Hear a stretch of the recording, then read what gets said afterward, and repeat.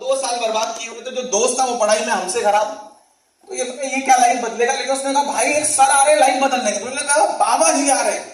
मुझे लगा कौन आ रहे, बाबा जी आएंगे और मेरी जिंदगी के अंदर एक आज खूबसूरत कन्या की एंट्री होगी। जिंदगी बदलना यूथ के लिए क्या होता है कि तुम्हारी क्या बन जाएगी, लाइफ नहीं गर्लफ्रेंड बन जाएगी। यूथ के लिए यही होता है। अब उस समय पे मैं फ्रस्ट्रेटेड, उसने कहा एक इवेंट हो रहा है, इवेंट नहीं प्रोग्राम हो रहा है, उसमें एक व्यक्ति आएंगे तो तुम्हारी क्या बदल देंगे। तो यार कुछ मामला बढ़िया है, कुछ प्रोग्राम होगा, कुछ दोस्ती वोस्ती होगी, चलते। तो मैं जब उस इवेंट में गया तो ऐसी काले कोट टाई वाले ले लो। तो मैं जैसे ही अंदर घुसा, मैंने बोला यहाँ क्या है, बोले टिकट लाओ पहले 50 रुपए दो। तो मैंने 50 रुपए का है, बोले अंदर जाने के, अंदर जाने के 50 रुपए लगेंगे, अंदर खाना पीना होगा, बोले कुछ नहीं है। मैं गया सबसे पीछे वाली सीट पे बैठ गया। एक बंदा आया जो चीख चीख के बोल रहा था आप कमा सकते हैं महीने का लाखों रुपए, मैं कमाता हूं हफ्तों का 25,000 रुपए। मैं क्या हो गया भाई साहब, मोटिवेट कर रहा वाला मोटिवेट हो गया। मैंने ज्वाइन कर लिया उस कंपनी के अंदर। ज्वाइन करने के बाद जितने लोग यहाँ बैठे हैं, बहुत सारे लोग बोलते सर मेरे साथ लोग नहीं जुड़ते, मेरे साथ लोग नहीं आते, सर मेरे साथ कोई ज्वाइन नहीं करना चाहता, कई होते ना। आपको पता पहली ज्वाइनिंग कितने लोगों के बाद थी मुझे, 33। क्योंकि इसलिए 33 रिजेक्शन आया, तो मैंने ज्वाइन कर लिया उस कंपनी को और घर वालों ने भी करवा दिया, क्योंकि कुछ रहा नहीं था मैं बीकॉम के अलावा। तो घर वालों ने कहा ठीक है कर लो। मैंने प्लान दिखाना शुरू किया दूध वाले को, कब तक दूध बेचोगे, मतलब डायलॉग ऐसे मारना शुरू किए जिसमें आप हंसना हंसते पेट में आपके दर्द हो जाए। दूध वाला घर में दूध देने वाला, कब तक दूध बेचोगे, अमीर नहीं बनना है, बोले अमीर बनना है ना, बोले आईडी लगाओ। ऐसे करके मैंने बहुत लोगों को क्या बताना शुरू किया, आधी अधूरी जानकारी देनी शुरू करी। 33 लोगों को बता दिया, एक ने भी ज्वाइन नहीं किया। यहां पर सीखने वाली बात क्या है, अगर बिना सीखे काम करेंगे आप, चाहे वेस्टीज हो चाहे जहां भी हो, रिजल्ट क्या आने वाले, 0 रिजल्ट आएंगे आपको। तो पहला लेसन क्या है, आप किसी प्रोफेशन में टॉपर क्यों ना हो, वेस्टीज में आने के बाद क्या करना है आपको, सीखना है, सीख कर काम करना है। जब तक नहीं आता सपोर्ट लेकर काम करना। तो मैंने सीखना शुरू किया। 33 लोगों के बाद अपने सीनियर से सपोर्ट लिया। तो सबसे छोटी जो चेक बनी मेरी इस इंडस्ट्री में वो बनी 2700 रुपए की, 2700 रुपए की चेक आई। विश्वास बढ़ा और मैंने काम बढ़ाया, मैंने मेहनत बढ़ाई। ट्रेनिंग इस इंडस्ट्री का सबसे इंपॉर्टेंट पार्ट क्या है, इस तरह के इवेंट्स। मैं आज ही जब आ रहा था रात में तो मैं बात करता था अपने लीडर से कि इस इंडस्ट्री में सबसे ज्यादा इंपॉर्टेंट क्या है, प्लान दिखाना इंपॉर्टेंट है, लोगों से मिलना इंपॉर्टेंट है, सारी चीजें इंपॉर्टेंट है। बट अगर आप इस तरह के इवेंट में अपनी टीम को नहीं लेके आ पाए तो माय डियर फ्रेंड सारी चीजें बेकार चली जाएगी। और ये बात मेरे को समझ में आ गई थी उस कंपनी के अंदर। मैं ये जो फोटो आप देख रहे हो ये नासिक प्लेटफॉर्म की है। मैं रहता हूं कानपुर में, नासिक महाराष्ट्र में पड़ता है। एक ट्रेनिंग लेने के लिए मैं कहां गया था, नासिक गया था। जो लड़का पढ़ाई में ठीक ठाक था, जो अच्छा कर सकता था, लेकिन लाइफ में कुछ ऐसे चैलेंजेस आए जो नहीं कर पाया, नासिक शहर में जाने के बाद मैंने ऐसी ही एक प्रोग्राम को खड़े होकर अटेंड किया। क्यों? क्योंकि मुझे समझ में आ गया था इस इंडस्ट्री में इतना पैसा है कि आप रख नहीं पाओगे, लेकिन उसके लिए आपको खुद को सीखने के लिए तैयार करना पड़ेगा। अगर आप सीखने के लिए तैयार नहीं हो तो कोई भी आपके साथ खड़ा होने के लिए रेडी नहीं होगा। माय डियर फ्रेंड, आपको अगर ट्रेनिंग की वैल्यू नहीं समझ में आई, कुछ भी होने वाला है, खड़े होकर पूरी ट्रेनिंग अटेंड किया। बैठने की बहुत सारी जगह थी। रीजन मुझे लग रहा था कहीं ऐसा ना मैं थका हुआ हूं, मैं सो ना जाऊं। तो मैंने नासिक के अंदर उस ट्रेनिंग को अटेंड किया और कोई भी लोकल अपलाइन नहीं था मेरा। बहुत सारे लोग रोते हैं कि सर मेरी अपलाइन हमें सपोर्ट नहीं करती। माय डियर फ्रेंड, जब मैंने पहली 2014 में ज्वाइनिंग ली, मेरी कोई अपलाइन नहीं थी जो मुझे सपोर्ट करे। मेरी अपलाइन भोपाल से बिलोंग करती थी और मैंने कानपुर शहर में अकेले भाग भाग के काम करना शुरू किया। नासिक ट्रेनिंग लेने गया, रेलवे स्टेशन पे ही कपड़े बदले, वही सारी चीजें फ्रेश हुआ, वही सारी चीजों से ट्रेनिंग लिया। ट्रेनिंग लेकर कानपुर लौटा, काम करना शुरू किया। सुबह 6 बजे की प्रैक्टिस सेशन है जिसको आप देख रहे हो, 2015 की तस्वीरें हैं। चौराहे पे खड़ा हूं, टाई लगी है। माय डियर फ्रेंड, वेस्टीज में इतना पैसा आएगा कि आप रख नहीं पाओगे। मैं बार बार बोला, लेकिन उसके घर में आएगा जो वेस्टीज को पूरे दिल से, तन से, मन से करेगा। बिकॉज इस इंडस्ट्री में सबसे ज्यादा मैटर करता है कि आप कितने सीरियस हो। अगर आप ये सोच रहे हो कि कोई और आपको अमीर बना देगा, कोई और आपके घर में पैसा ला देगा, कोई और आपकी टीम खड़ी कर देगा, अगर आपको लग रहा है सब कुछ अमर सर कर देंगे, आपकी अपलाइन कर देंगे, अरुण सर कर देंगे, तो ये होने वाला नहीं है। वो आपको दिशा दिखा सकते हैं, करना आपको खुद पड़ेगा, डेडिकेशन आपको खुद दिखाना पड़ेगा। 2015 में मैंने अपने ग्रुप को संभालना शुरू किया, सुबह सिखाना शुरू किया, रिजल्ट आना शुरू हुए। मेरा सिल्वर हुआ उस कंपनी के अंदर। पहली बार 32,500 रुपए कमाए, 50,000 खर्च करके। कितने रुपए खर्च करके? आप कहोगे कैसे बेवकूफ बिजनेसमैन हो, 50,000 खर्च कर दिए कितना कमाने के लिए? आज होते हैं ना लोग जोड़ते हैं, अच्छा बिल्कुल बनिया बन गए। मैं वेस्टीज के 200 के इवेंट में गया, फिर मैंने 1 साल CSS अटेंड किया, फिर मैंने स्टेप अटेंड किया, मैंने कमाया कितना। ऐसा होता ना, तुरंत आदमी बही खाता निकाल लेता है, बही खाता निकालना, लेकिन कितने साल के बाद? 5 साल के बाद। और लापरवाही कर दी तो 10 साल के बाद। क्योंकि यहाँ टाइम से सफलता नहीं मिलती, यहाँ सफलता मिलती है आपने उस टाइम में कितने घंटे दिए हैं ईमानदारी से।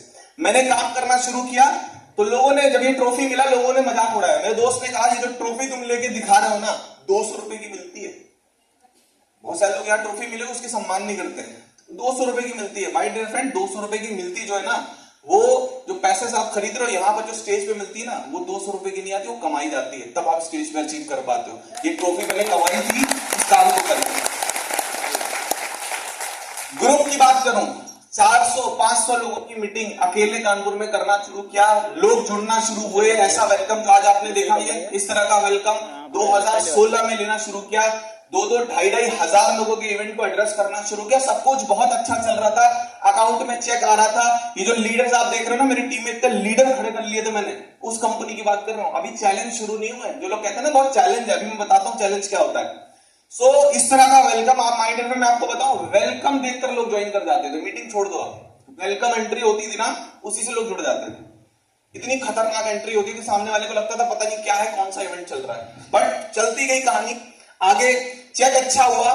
2017 में अचानक से तबीयत खराब हुई। ये जो फोटो आप मेरा देख रहे हो एक इवेंट का है, इसमें मेरा वेट कम से कम 40 किलो तक गिर गया और समझ में नहीं आ रहा था दिक्कत क्या है। 2014 ज्वाइन किया, 2016 तक अच्छी चेक पहुंच गई, अच्छा लेवल पहुंच गया, डायमंड बन गया, टीम बन गई, लोग आ गए, भीड़ इकट्ठा होना शुरू हो गई, सब हो गया। 2017 में तबीयत खराब हो गई। अब तबीयत कैसी खराब हुई जिसमें कुछ समझ में नहीं आ रहा हुआ क्या है। ऐसा होता है ना, हमारे यहां जब ऐसा कुछ होता है तो क्या बोलते हैं कि भैया कोई ऊपरी मामला है। कौन सा मामला है? ऊपरी मामला हो गया। अब जैसे ऊपरी मामला होता तो कहां लेके जाते हैं? तो भाई साहब हमको सब जगह लेके जाया गया है, कब्रिस्तान, मंदिर, मस्जिद, सब जगह के चक्कर कटवाए मुझे कि पता नहीं क्या ऊपरी मामला हो गया। तो किसी ने कहा एक पेड़ पे चुड़ैल बैठी थी और ये करने रुके थे, वहीं इनका काम हो गया।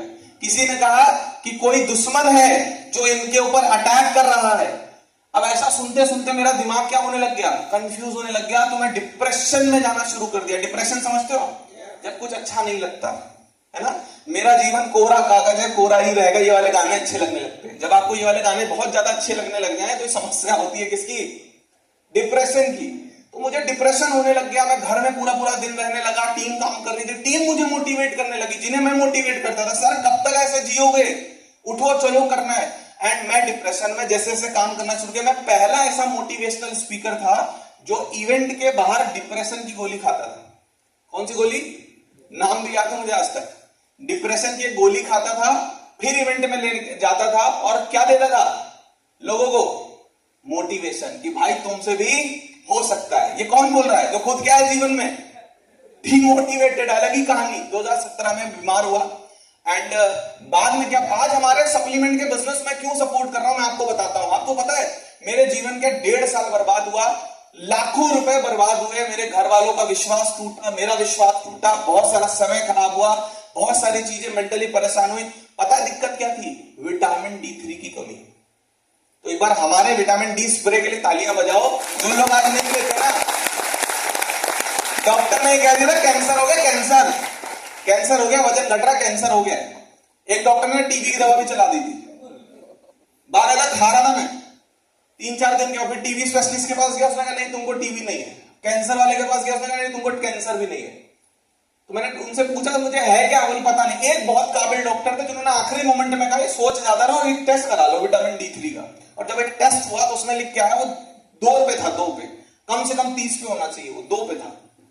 तो इंस्टेंटली उन्होंने कहा कि भैया इनमें कैल्शियम और विटामिन डी क्या हो गया है? कम हो गया। तो आज सप्लीमेंट्स की क्या जरूरत है हमारे इस बिजनेस में, आप समझिएगा। और वहां से चीजें सही होना शुरू हुई। फिर तब तक मैं एक बड़ी बीमारी में सच में फंस गया था, सर्वाइकल डिजीज जिसको कहते हैं, जिसमें चक्कर आते हैं। उसका मैंने ट्रीटमेंट कोलकाता शहर में हुआ। वापस से बिजनेस में। और मैं एक चीज बोलता हूं, बिजनेस गिर गया और जाएगा, हेल्थ गिरती तो हेल्थ का ज्यादा ध्यान रखना है इस बिजनेस के अंदर। आगे बातचीत करूं और 2018 में, अच्छा एक चीज रह गई मैं बताऊं आपको। जब मैं बीमार हुआ था तो मेरी बीमारी के समय मेरे घर वालों को लगा था कोई लड़की का चक्कर है। बाबू भैया सुना ना, बाबू भैया लड़की का चक्कर। तो घर वालों को, रिश्तेदारों ने बोला इसका कोई लव मैरिज का चक्कर है, तुम लोगों को बेवकूफ बना रहा है, पटा रहा है, क्या करना चाहता है, लव। तो घर वालों ने पूछना शालू क्या, कौन है लड़की, कहाँ है लड़की, भैया क्या है बताओ, कर देंगे, है ही नहीं, वो मानने के लिए रेडी नहीं। तो ऐसे करके मेरा 1 साल गया और घर वालों ने मजबूरी में मेरी क्या करा दी, क्या करा दी, शादी। तो एक डायलॉग चलता है, जब शादी हो जाएगी तो लड़का क्या हो जाएगा, लड़का सुधर जाएगा, यस और नो, जिम्मेदार हो जाएगा, काम संभाल लेगा, ये कर लेगा, वो कर लेगा। तो ऐसी घटनाएं मेरे जीवन में घटी। मेरी शादी हो गई, शादी हुई, मेरा वजन इस समय कम से कम 100 किलो के ऊपर का है। 2018 में मेरी शादी हुई। जब मेरी शादी हुई तो मैं उसी कंपनी में था जिसमें मैं 2 टांगों वाली बता रहा हूं आपको। तो कई लोग बोलते हैं ना सर वो 5 साल से चल रही तो अच्छी ही होगी 2 लाख की। भाई साहब 5 साल में काम कर चुका तो चल रही थी वो 18 साल से। तो आप भरोसा ना करें उस पर, मैं आपको बताता हूं क्यों। शादी हुई, शादी होने के बाद मेरी इनकम डाउन चल रही थी क्योंकि काम उतना अच्छा नहीं चल रहा था 2 लाख के अंदर। एंड 2019 में कंपनीज में कुछ इश्यू आना चालू हुए, उस कंपनी के अंदर कुछ चैलेंज आना चालू हुए क्योंकि प्रोडक्ट कुछ था नहीं और गवर्नमेंट ने लॉ पास लगभग गाइडलाइन बना दी थी, वो फॉलो नहीं कर रहे थे। तो इस तरीके से 2019 आते आते मैंने अपना काम बहुत अच्छा कर लिया था, ठीक ठाक इनकम आने लग गई थी, बट कंपनी में चैलेंज शुरू हो गए थे, कंपनी के ऊपर कुछ इश्यूज आ गए थे और वहां पर मेरी टीम और मैं बिल्कुल कंफ्यूज हो गए थे। उस कंपनी को फिर हमने 2019 में लगभग मार्च में छोड़ा है और मार्च में छोड़ने के बाद 26 नेटवर्क मार्केटिंग कंपनीज के प्लान देखे हैं, कितने, और स्टडी की है। और मैं आपको बता रहा हूं जिस अपलाइन के नीचे आप वो उनकी इंपॉर्टेंस समझाने का प्रयास करूंगा आपको। मैंने जब उस कंपनी को छोड़ा तब तक मैंने 7-8 महीने किसी भी कंपनी को ज्वाइन नहीं किया, यहां तक कि मेरे घर वालों ने बोला कर लिया जितना करना था। होता है कई बार लोगों के को समय ज्यादा हो जाता है, सफलता नहीं मिलती है तो घर वाले क्या बोलना शुरू करते हैं, कर लिया जितना